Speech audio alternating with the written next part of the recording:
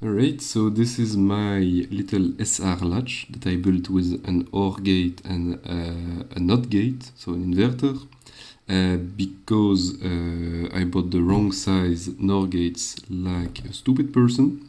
But so you can see that if I press this button, this is the green LED, so nothing changes. If I press this button, it lights up the red LED, and it remembers it even when I don't press it, and you can switch between those, and it always remembers. And the way it works, quickly, is just that, well, I built the NOR gate myself, but in principle, it's so the R and the S here are the two buttons, so reset and set, and there is the output of one that feeds into the input of the other, and so on. So if you press that one, it will reset the other. And yeah, that's pretty much it. And the Q are the LEDs. So yeah.